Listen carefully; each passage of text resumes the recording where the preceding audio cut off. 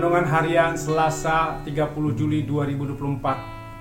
Perlengkapan senjata Allah, Efesus 6 ayat 13-20. Mari kita berdoa. Ya Tuhan, kiranya Roh Kudus menolong kami pada saat membaca merenungkan firman-Mu.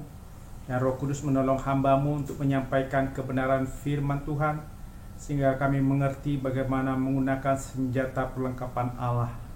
Dalam Yesus kami telah berdoa. Amin.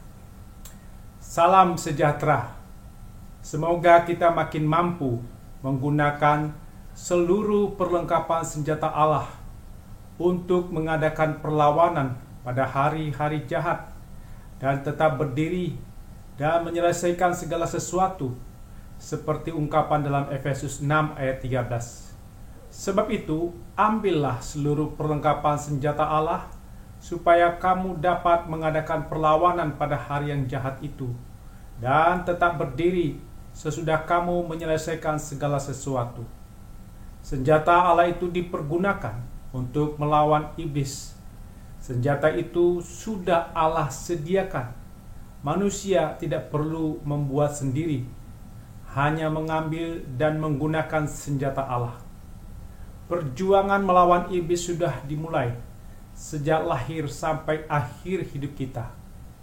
Iblis tidak pernah berhenti menyerang hidup kita. Serangan iblis bisa dalam bentuk pujian yang licik, pencobaan dengan berbagai cara yang tidak diduga, pencobaan pada saat sakit, berduka, ekonomi keluarga merosot, kemalasan, kesenangan dunia yang menjebak, merusak. Iblis akan berhenti menyerang pada saat Yesus datang kembali, karena iblis dan para pengikutnya akan Yesus masukkan dalam neraka. Dalam kerajaan Allah tidak ada kuasa iblis dan pengikutnya. Mengenakan senjata Allah berarti berdiri tegap dan menggunakan ikat pinggang kebenaran Allah.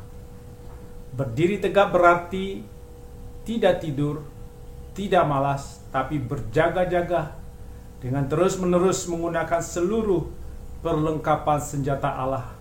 Selalu siap melakukan perlawanan terhadap iblis dan menang atas iblis.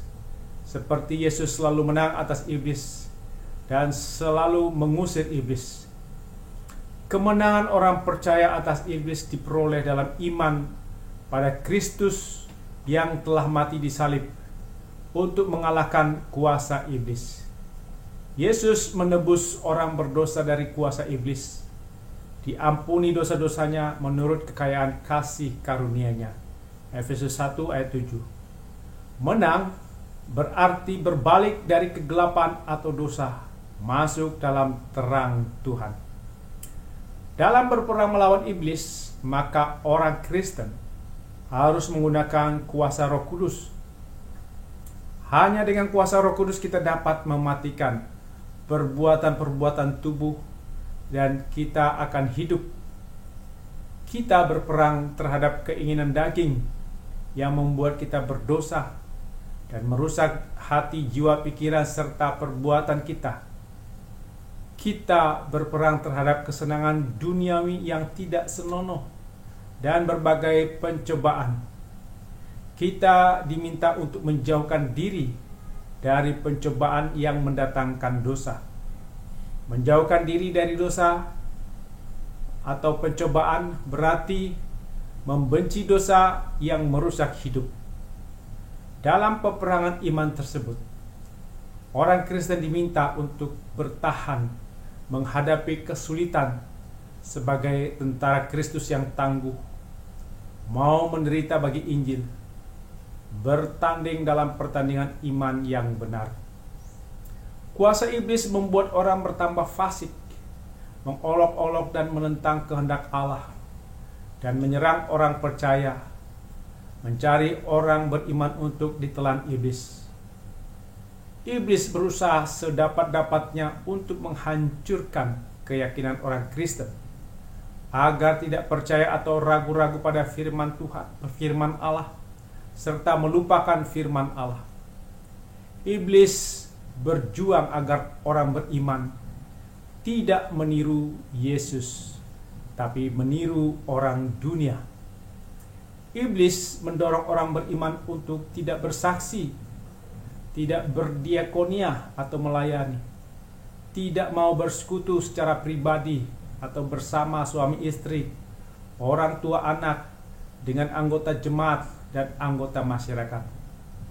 Iblis mendorong orang agar menyerahkan diri kepada kehendak iblis, seperti iblis mendorong Adam dan Hawa mengikuti kehendak iblis. Berperang melawan iblis harus menggunakan ikat pinggang kebenaran.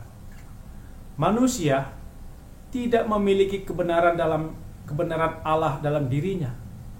Karena itu, kebenaran Allah harus diikatkan terus-menerus dalam hidup kita, pagi, siang, malam, agar bisa mengalahkan iblis dan tidak dipengaruhi oleh perkataan atau bujukan iblis. Kebenaran Allah adalah senjata pemberian Allah, diterima manusia dengan percaya dan menjadi kuasa, kekuatan yang memimpin hidup manusia dalam perjuangan melawan iblis.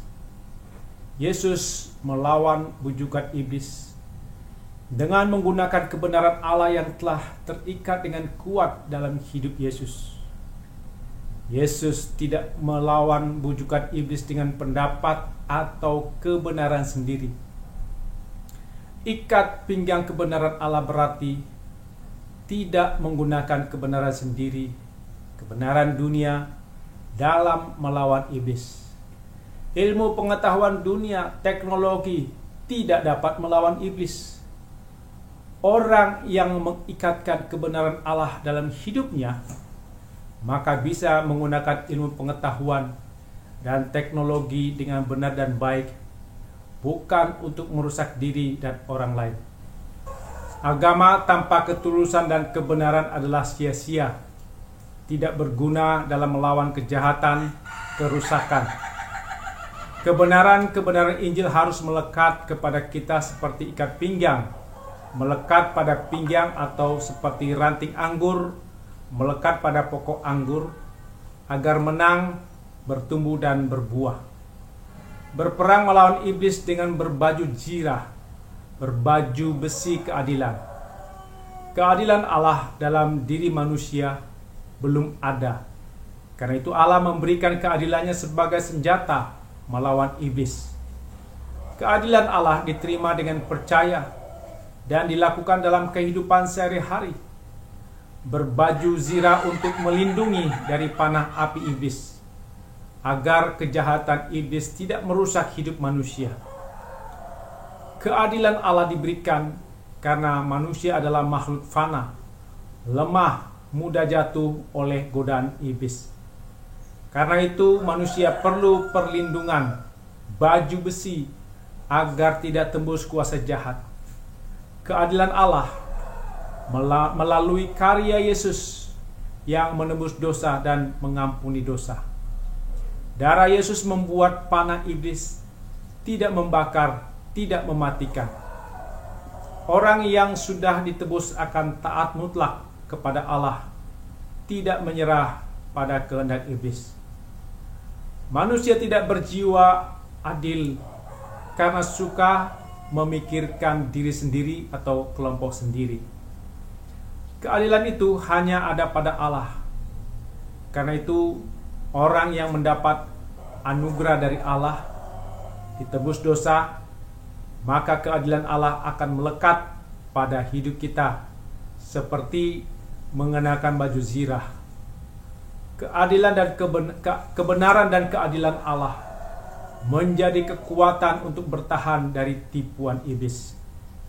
Yesus ketika digoda iblis menggunakan kebenaran Allah untuk bertahan dari tipuan iblis. Mari kita menggunakan senjata Allah sebagai penyokong orang tua dan orang lemah, memimpin orang muda. Kita menggunakan senjata Allah dalam perang melawan penggodaan, seperti ungkapan KJ 54 ayat 2.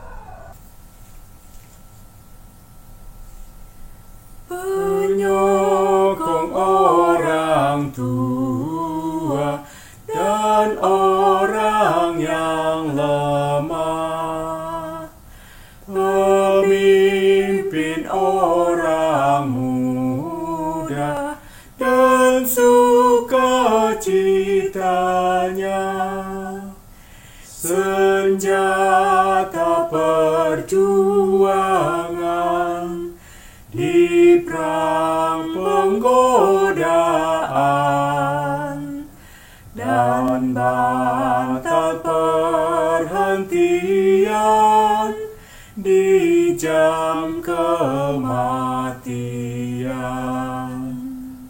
Amin. Mari kita berdoa. Ya Tuhan, kiranya kami makin mampu menggunakan seluruh perlengkapan senjata Allah untuk mengadakan perlawanan pada hari-hari jahat dan tetap berdiri dan menyelesaikan segala sesuatu. Senjata Allah menjadi penyokong orang tua dan orang lemah, pemimpin orang muda dalam perang melawan penggodaan. Dalam nama Yesus kami berdoa. Amin.